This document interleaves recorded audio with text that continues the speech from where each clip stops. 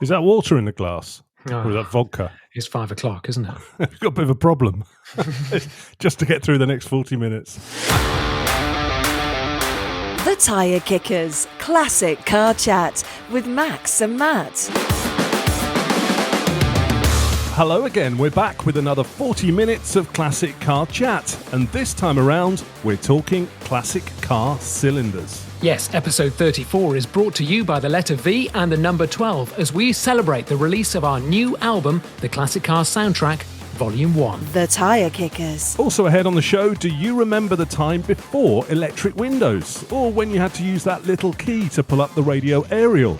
We look at the days of classic car go-go gadgets. Plus your comments, corrections, reviews, and our See It, Want It choices. It's all on the packed petrol fuel podcast that is the Tyre Kickers. Classic car chat with a UK slant. This is the Tyre Kickers. Matthew, I have a question. Which sounds best, V12, V6, or flat 4? I don't know. V12 I'm going to go for. You might have to think about that, actually, because I was thinking about V12, but it was something else. Because, pin back your ears, I'm going to bring you some fantastic noises from all three types of engine from our latest Tyre Kickers bonus episode, Classic Car Soundtrack, Volume 1. Okay, we're just about getting it up to temperature. I think it's time to have a listen to this hand-built, manual British V12.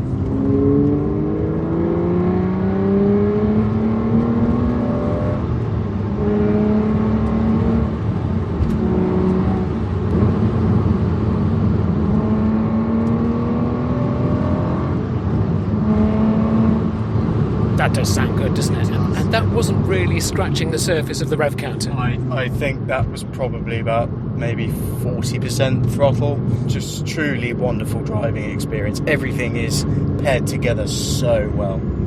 So well.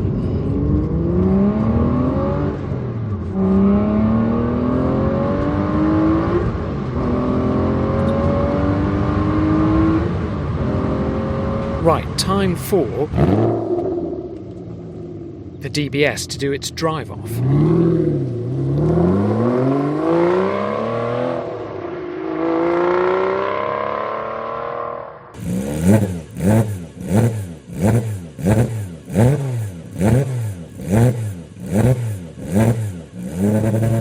Traffic lights have gone from red to amber to green, and it's a stretch of open road. Get ready for Stratos.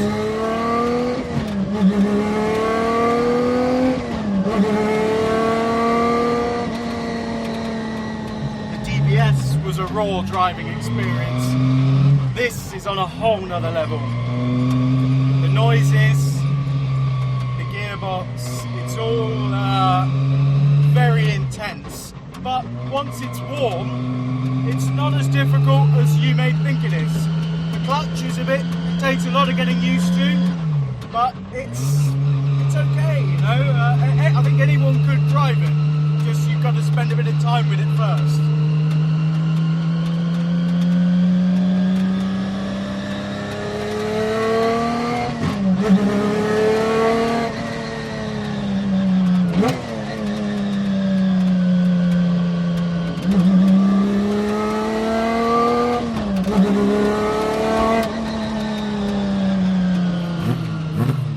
Time for the drive-by. We're just going to head off.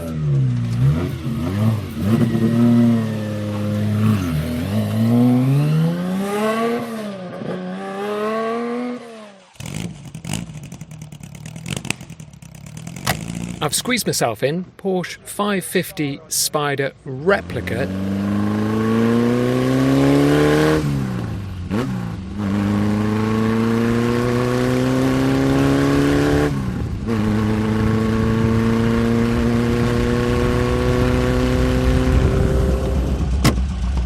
So we're just going to manoeuvre into place for the drive-bys. Let me have a look at the traffic.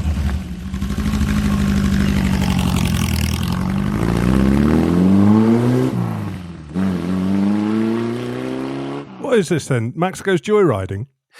Yeah, but legally this time. That was the sound of a V12 Aston Martin DBS, a V6 Lancia Stratos, and a flat 4 Porsche 550 Spider replica, all on our latest podcast, the Classic Car Soundtrack, Volume 1, recorded at the Classic Motor Hub in Bybury. Now, it's the Tire Kickers episode before this one on your podcast platform. The idea is basically to find out the best sounding car. And which did you prefer out of all of those? The Stratos is in a different Stratos, isn't it? Because it is a rally car. So you've got gearbox whine and the insane noise. Perhaps the Porsche was better. It's one of those things. It's horses for courses, isn't it? Because if you and I were doing our mythical trip to the south of France, it would be the Aston Martin DBS. You wouldn't even get to the south of the Cotswolds in that Lancia Stratos before you were deaf. And the Porsche 550 Spider replica, I mean, a lovely cool car, and it did sound great. But again, is it that usable? Because it's still quite noisy. You could change the exhaust. It's an interesting thing about the noise, because I'm really driven by noises. You know, I watch those YouTube films of exhaust sounds, and I love a good engine noise. It really gets the hairs on the back of my neck up if you hear a really good engine and a really good exhaust. So I find that very exciting, and I was intrigued to see about these because I thought it would be the V12. You know, the more cylinders, the better. But actually, I think it was the Lancia Stratos. It was the most visceral experience I think I've had for a long time. So this is all part of Classic Car Soundtrack Volume 1. So if you scroll back on your podcast, it's the one before this one. Is this the start of a series? Is this like now that that's what they call music? Are you going to go to like version 79 on these? How far are you taking this? It's quite a lot of work. It's going to get to episode 2, isn't it? Stop. Not even that, to be honest. It's quite a lot of work. I'd love to do it. But what would be nice, actually, would be to compare kind of the different engines in the same cars. Like maybe you could do an E-Type, you know, have a look at the 3.8, the 4.2, and maybe the V12 in that. I do think, though, engine noises are really evocative if you're a classic car fan. I mean, it really does get me going, the juices of a decent noise. And I love a really sporty engine. That's the slight problem with the V12, interestingly, the DBS. Because I thought, and from the outside, that is the best sounding car, I think, in my opinion.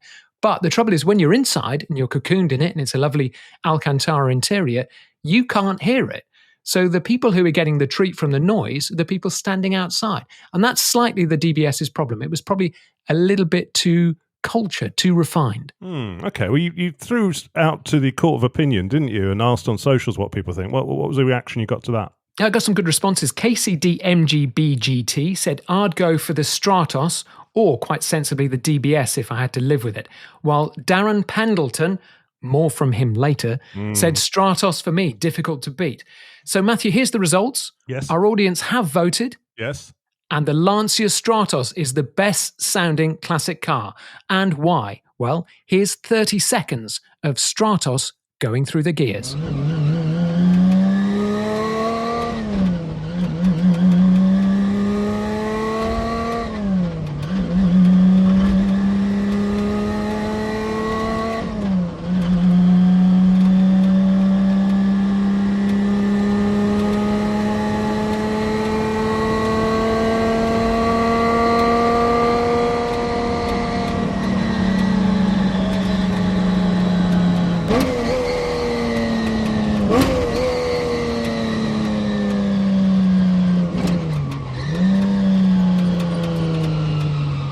It is a cool sound. You can hear the induction roar, you can hear the gearbox, and you can hear the fuel gauge going down, scraping to zero, can't you?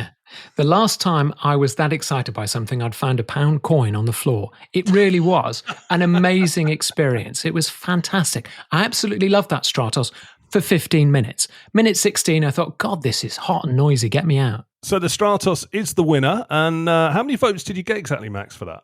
Well, if you just cast your mind back to the Eurovision Song Contest, for example, and all those juries around Europe, it does take a long time to collate the votes. Right. So it's like the local elections. It's not available instantly. Yeah, church hall, a sports hall, you know, all those librarians actually having to count it up. It sounds like our demographic. If you do want to add to the massive vote tally, the bonus Classic Car Soundtrack Podcast Volume 1 is the episode before this one on your podcast provider. But come on, Max, spit it out. How many votes did you really get? 2.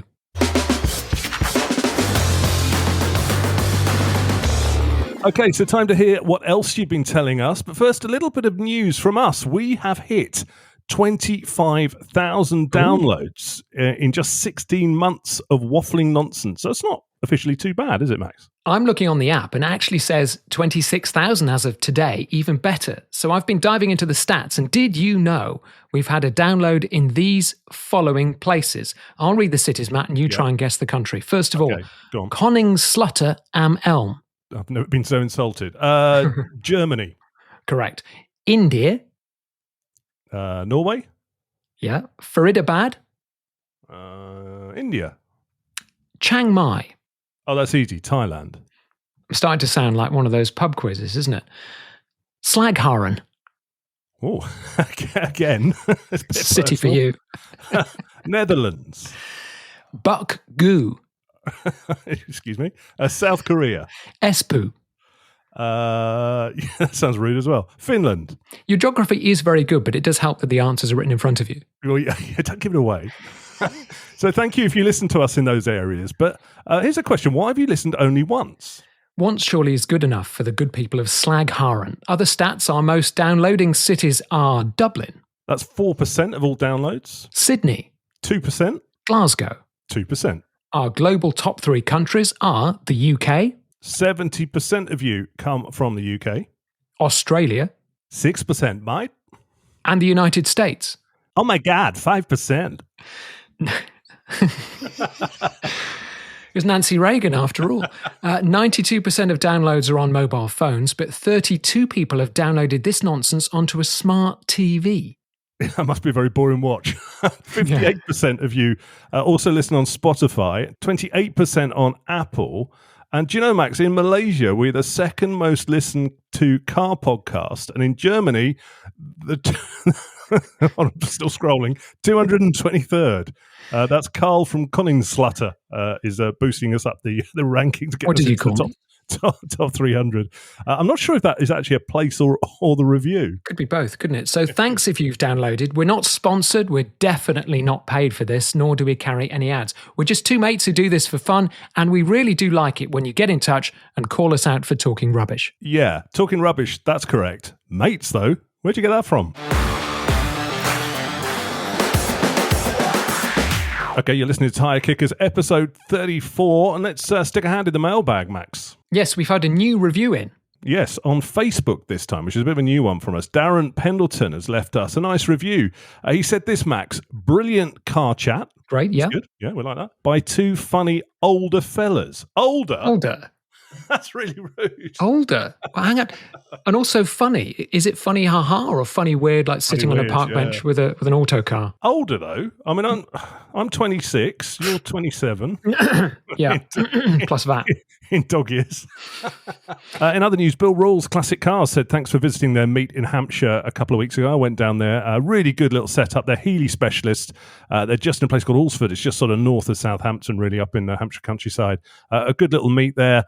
Thank you very much for putting it on, basically. It's really good content for us. We can come down and take pictures, and it's always good to see the cars down there. Every time I see that website and I saw your pictures on Instagram, I think I want a Healy, because it's the ultimate classic car dream, I think, driving through the country roads in a Healy. They just look fantastic. Yeah, they're nice. Not cheap, though. No, true. Well, what isn't that you actually want? Just on our milestone of 26,000 downloads. Right. My Dad's podcast says fantastic work. Now, they are worth a listen if you get a chance, but do avoid the episode featuring somebody called Matt, unless you want to cure insomnia.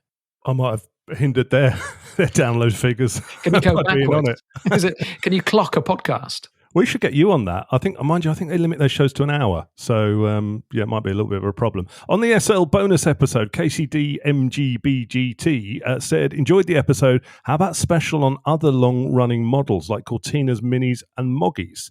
Go on, Max. You like a Morris Minor, don't you? Should we do a special? God. No. I'll skip that one, thanks. You know how much I hate Morris Minors. But don't tell KCD MGBGT. On that SL special, My Classic Wheels says R107 every day of the week. Hang on, though, the correction klaxon is about to go off. Yeah, here's the correction. 350 Munro says, in the last podcast, we said, well, I said the DeLorean was made out of... I was just about to point that out. I said the DeLorean was made out of aluminium. Well, that's wrong, because Doc Brown used the DeLorean because it's stainless steel, says 350 Munro.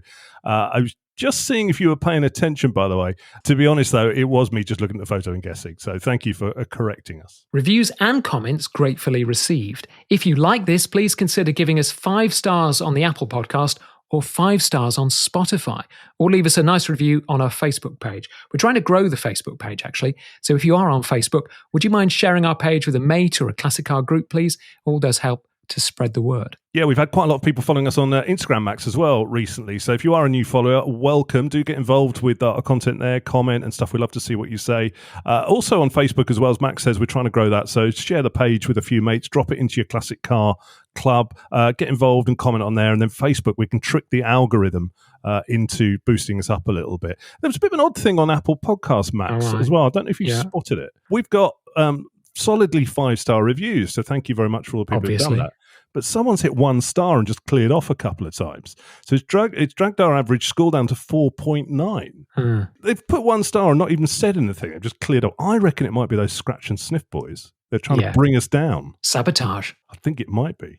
Well, if you can help bring our average score up, please do that. And just get in touch about anything you've seen or send us some pictures or whatever. If you want to know how to get in touch with the show, here's how. You can find us at The Tyre Kickers UK on Instagram and The Tyre Kickers on Facebook.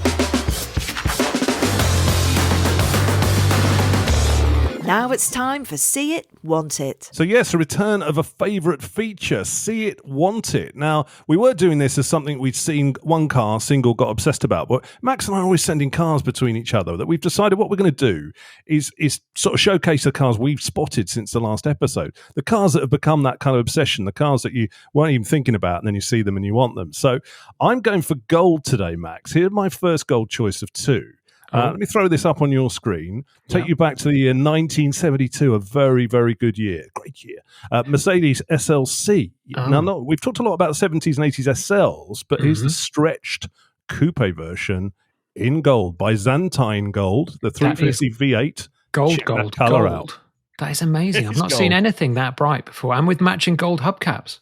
You'd need your sunglasses on for this because it's gold with gold hubcaps, as you say, and then brown leather interior.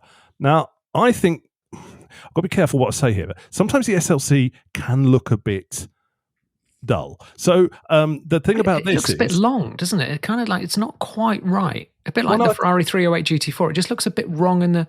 It looks a bit long in the wrong places. Wrong and long. No, I was going to say, my point with this colour is that it makes the SLC here pop, really pop. So if you took that to a car meet, people would stop and look at that because it's so bloody bright, basically, isn't it? It's so orange. But also the interior. I mean, the interior is ultra 70s cool. I mean, it's that kind of like dark brown tobacco leather. It looks fantastic. I really do like that. I haven't got the guts to drive it, but I'd like you to drive it. No, it's too bright. I'll drive that. I might go and have a look at that, Really? Because I think it's, I mean, you've got to judge it in the flesh, but I think that's quite cool. Well, you have been talking, and that has been going on for a long time. I have been looking up the MOT history of this car. Oh, yeah. Go on. So, on the 10th of May 2007, it had done 111,000 miles. Okay.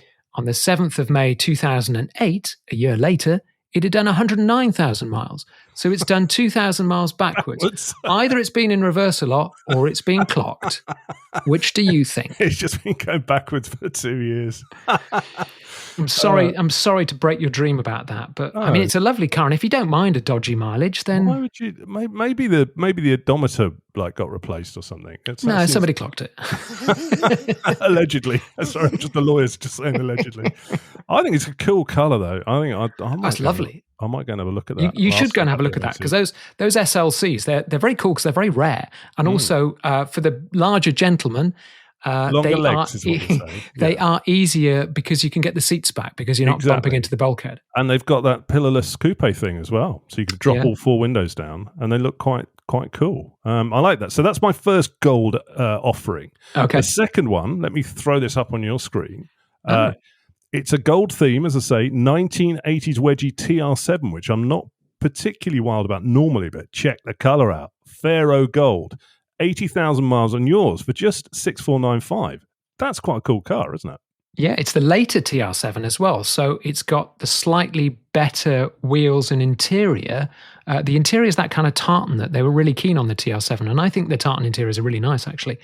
I didn't think you liked TR7s. In fact, I recall you absolutely hate them. Well, I don't particularly like them. I did crush one on a previous episode, but I Yeah. think the gold effort looks quite cool. Apart from picture 12, if you go to picture 12, Yeah. which is basically the front Engine corner bay. of the engine bay, that needs some serious welding. I'm not quite sure how that's got past an MOT, to be honest. Can you see that crack? Bit of a rattle can. A bit more than a rattle can, I'm afraid. Some more Pharaoh gold over that. You'll never see it. To be honest, that'll outlive the rest of the car, I think. But actually, money-wise, if you want to get into a classic that looks Pretty cool, good. it's $6.5 grand. I mean, where can you get a classic for $6.5 grand? MG BGT, possibly. But a TR7, this would be fun. Yeah, I mean, I've been saying the TR7s for ages, though. On each episode, you've been saying it's nonsense. But I do think a TR7, it's got the wedge styling, it's 1980s, and they are really cheap. The problem with TR7s now is trying to find a decent one because most of them were chucked away because they were worthless. And finding a good TR7 is really difficult. From me, we're stuck on a Triumph theme here. I've spotted my dream Dolly. Look at this. It's a 74 Dolomite Sprint in sapphire blue, very rare colour for Dollys. Upgraded shocks and brakes, not too perfect, slightly lowered stance. I think that really looks good. 74 Dolly, again, 70s Triumph, super, super cool. Yeah, you sent this to me, and I do get the Dolly thing. It does look just like a quite nice saloon car, though, doesn't it? It has the hint of menace. That's what I like about them. Hint of menace. It could be a 1500 HL, but it's not. It's a Sprint. It's true. I'd need to drive one of these because they do go. They've got a particular driving sort of style, haven't they, these dogs? Yeah, sideways. That's what's good about them. Sideways everywhere. Every wet roundabout is a joy. 20 grand, though, Max. That's quite strong. Yeah, it is strong for a Sprint. But again, a bit like the TR7s, there's not that many good Sprints around. There's quite a few that have been wrecked or a bit rusty, but actually to find a good one, and this does, only from the pictures, but this does look quite a good one, that's quite rare, I think. I'm going to stick with Triumph as well, and I'm going to stick with that same blue. This will tickle your fancy. 1976 Triumph Stag. Oh, yes, please. Where's this? Up on your screen. Oh, yeah. Manual, that's the only thing that you won't like about it, I think. But I think the manuals are great. V8 manual. Yeah, I think there's an argument for the manual and the Stag. I think, the auto boxes are haven't got enough legs in them. Manual with overdrive. This is this French blue or is it the other blue? It doesn't actually specify the blue. My eye's been drawn to the price, though. Now, Stag's prices, a bit like SL prices, is like pick a number. 25 grand they want for this, though. Why say, it's 41,000 miles? But again, we talked about this on a previous episode, didn't we? The low mileage thing. Especially in a Stag. I don't want low miles. I'd want high miles because I'd want somebody to have experienced coolant over. Yeah, exactly. Rebuilt the engine 3 times. That's what you right. want.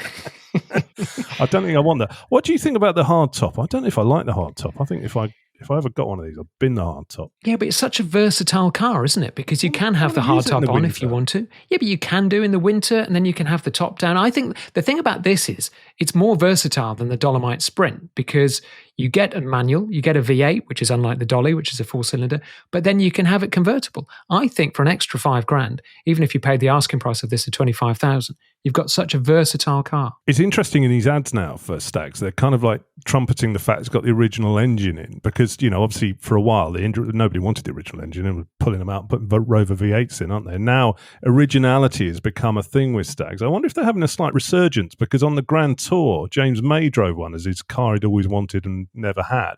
So I wonder if they're having a little bit of a time in the spotlight. The but I think if you grew up in the 70s like we did, the Stag was a really cool car, wasn't it? And it was affordable, whereas the Mercedes SLs, which were also cool, were way too expensive in the 70s. Yeah. I think the Stag was a great car. It did have that terrible reputation for unreliability, but actually people fixed that pretty quickly. And once you got the cooling sorted, and I think this is a Mark II because it's got the black grille, I think the Mark II was a lot better sorted car than the Mark I. Not for the first time, the Stag's hot again. Oh my God. Now, do you remember your first electric window? Mine was in a Mark II Granada gear. After years of exercise on the manual window winder machine, you could put that in a gym instead of a treadmill. I remember the first time the window moved itself, and it was the coolest thing since space dust. Yeah, I'm sure I must have seen it in another car, but my sort of real memory of electric window was our family Citroen BX. Now, we'd always had those wind-up windows in the family car, but when this arrived with electric ones, whoa. But it was only in the front, mine, Max. You only got front windows, didn't you, to start with, and back windows were just for the kids. Or you wind up yourself. Yeah, I'm not doing it for you. And you only got them all round in the top of the range and the luxury stuff, didn't you? That BX, while I'm thinking about that, was a car where we first got a cassette player in it for the first time, because you had just had a radio before, didn't you? Yeah, true. If you were lucky. Trained. And I look at thinking about that BX. It's that I can even sort of envisage the song playing. It was Howard Jones' new song, and it was on Now That's What I Call Music, not 2, 3, 4, 5, the original one. Oh, wow. Now that's 1983, so that is kind of going back. So obviously dementia's not quite set in yet. I can still visualize sitting in that car and hearing that song. And talking to radios, do you remember when you actually had to get out the car to put the aerial up? Yeah, exactly. With that little key that came with it. You had to put the key in the radio aerial, wiggle it in, pull the aerial up, and then you could listen to the crackling medium wave. Turning on the radio meant stop the car, find the key, inevitably lost, get out, pull up the aerial, and get back in. Now, that was because there was that cult of breaking aerials. Do you remember? If you left the aerial up in a parked car, somebody would snap it, and then you'd have to replace it with a metal coat hanger. Well, that's right. Yeah, so you used to see Cortinas with a bent up diamond shaped coat hanger, didn't you? But that must have been a right old pain, because you go and switch the radio on after a long day at work or whatever, and then just go, I've got to get out and put the aerial What a up. faff! Yeah. That's unbelievable, isn't it? Actually, talking about this sort of gear, you forget how stingy standard equipment was on cars, especially back in the 70s and 80s. I went digging around and I found a clip of a car review show from 1977. It was on Thames TV and it was called Driving. Now, on this bit, I've just pulled a clip out. They're running through the spec on a few cars, a Fiesta, a Fiat 127, a Renault 5, and a VW Polo. All these brand new cars in 1977. And they were listing out the stuff, Max, that you got as standard. Have a listen to this. And a spoiler alert, it's not a lot.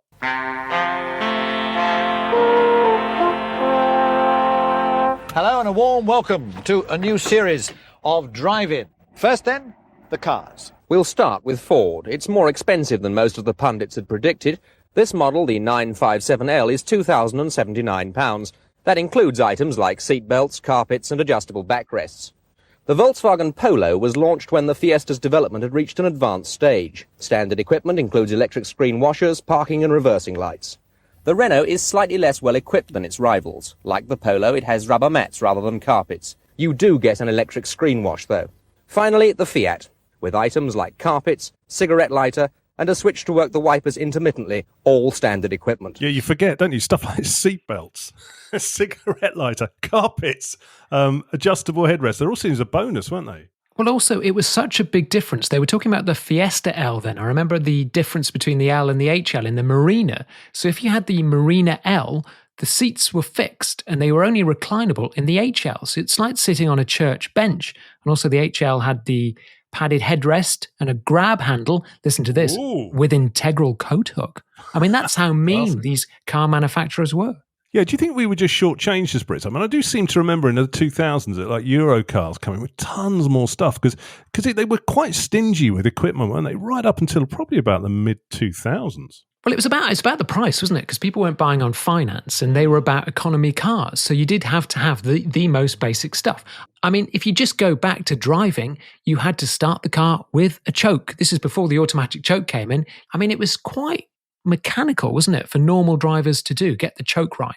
Yeah, I mean, a lot of stuff we were late getting. I think the States and Europe got it before us. I mean, they mentioned in that review there, intermittent wash wipe. Ooh. You know, I mean, that was a thing though, wasn't it? Because, you know, you literally just had off, on a bit faster and super fast.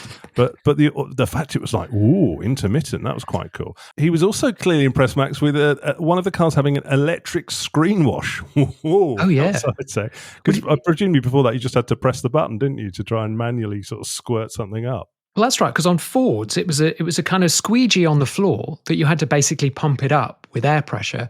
And on Volkswagens, on the Beetle, you had to connect the windscreen washer fluid reservoir to the spare tyre to get pressure out of the spare tyre in order to get the water on the windscreen. I remember being fascinated by a Saab 99 with headlight wash wipe. Ooh. Wipers on the headlights. I was obsessed by those as a kid for a long time. Volvos had those, didn't they? Yeah, that's right, yeah. And then BMW started having them, didn't they? And it was kind of like quite cool. And Mercedes, it was all top line stuff, wasn't it? Apart from the Swedish stuff, and the Swedish stuff had it for You're an so obvious posh. reason. You had wipers on your headlights. But here's the thing, they all usually broke, didn't they? They never worked. Yeah, or one side worked and one side didn't. Yeah, and nobody bothered getting them fixed once they thingy, they'd knackered out. Power steering was something we got really late that was as big, well. wasn't it? Big thing. When did we get that? That was probably... I don't know. Depending on model specific, that wasn't it? But that was quite a big thing that was just on the bigger cars, because on the small cars with the thin tyres, you didn't really need it, did you? On a 2CV, for example. But I think all this sort of stuff took a while to filter down to the everyman car, didn't they? I mean, they were all on the luxury cars, this sort of stuff, power steering, electric windows, and, Well, here we are, central locking. Do you remember central locking? Because cars used to be small enough that you could just lean across all four doors and lock them manually from inside and then get out and lock the driver's door. But as cars got bigger, again, I go back to that Mark II Ford Granada, you had central locking. So you didn't have to do that. You had the luxury of the locks whirring away and closing themselves. Also, you used to not have a warning about you leaving your lights on. So now you get out of the car, it tells you that you've got your lights on. But up until probably like the 90s, you didn't know. So, at every family wedding, disco in the pub, there would always be that kind of, will the owner of a white Ford Fiesta registration, you've left your lights on. You don't hear that anymore, do you? Because it beeps. It just beeps at you, it beeps you about everything, including it shouts your lights at you and then sends a message to your app and tells your phone to tell you off and all that kind of stuff. I mean, actually, think of in-car entertainment. I mean, I remember we were talking then about radios. Radios weren't standard in most BL cars; they were extras, and also extra speakers. I do remember taking lots of old speakers off old cars and wiring them into my VW Beetle, and I ended up with about 14 or 16 speakers in it, thinking that would make it sound better.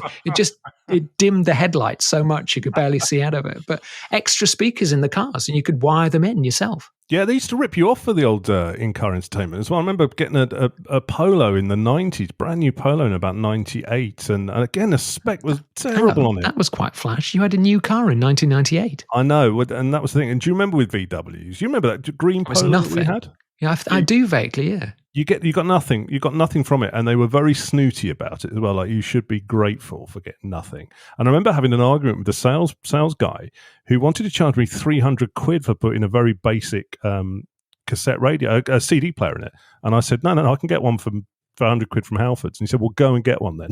I said, I will. That's a good way to sell a car, isn't it?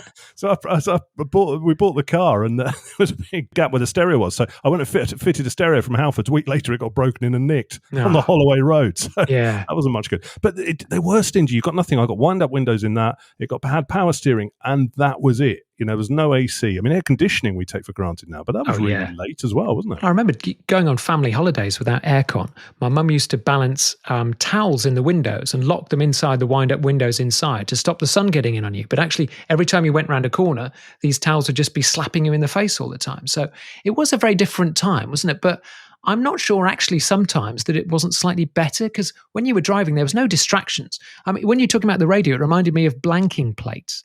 Do you remember blanking plates where you could buy them to cover up your radio hole? So you didn't have the shame of having a great big gaping hole in the dash. Yeah, it was quite common to not have a lot, unless you got the top range car. You didn't have a lot of this stuff, did you? I mean, you automatic cars, for example, were a rarity, weren't they? You were. It was only people prepared to pay a lot of money for the upgrade, because they were very expensive, or people who actually needed them. Everybody else just put up with manuals, didn't they? Well, they were awful. That's why I remember an automatic Mini, a 1970s automatic Mini, and it had the gearbox. It was straight out of a railway signal box. It was such a massive chunk of metal, and also an automatic box on a Mini A-series engine. It was so slow. And Minis are obviously famous for handling and going a bit. This thing was awful. It just sapped all the remaining power out of that was left after them turning the headlights on, all the radio. Another moment in the 80s wasn't just electric windows, but it was the rear wash wipe. Ooh, that's posh. They seem to have disappeared now. Like, modern cars don't seem to have them. But do you remember they kind of arrived like early 80s? Suddenly, if you had a rear wash wipe on the back. Look at this. Woo. It probably cost an extra 250 quid or something. It was quite expensive, was it? Well, it probably did. But even belts in the back, because they didn't arrive till pretty late. You didn't need those. Don't waste belts on kids. You don't want them bolted up in the back, do you? They can bounce around. They'll be fine. It restricts how many you can get in. Get in there. Get one more in there. That's not a problem at all. So, what's the one bit of kit that you remember coming in that sort of blew your mind or made life better? Was it electric windows or rear wash wipes, or is there something we've missed? Let us know on our socials. Heaters. Do you remember heaters? They didn't work, did they? In the winter, it would be quite normal to not only be arguing with the car to get it started, but also then you couldn't see out the windscreen for a long time. And then the minute it rained heavily and you started breathing, the car would all just mist up. Or when it was icy, people were too busy to de-ice the car, so they'd just try and drive through that tiny little hole in the ice they'd scratched in the windscreen. Those were the days.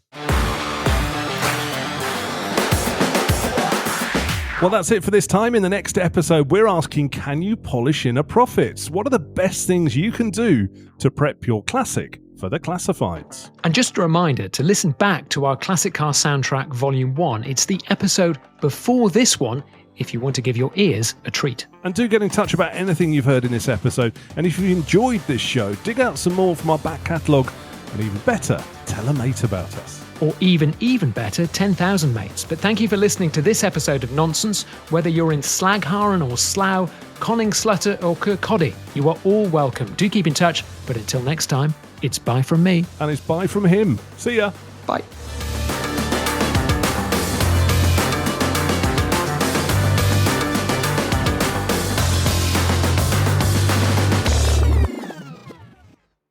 Oh, impressed you got through that. Yeah. Well, don't ask me to do it again.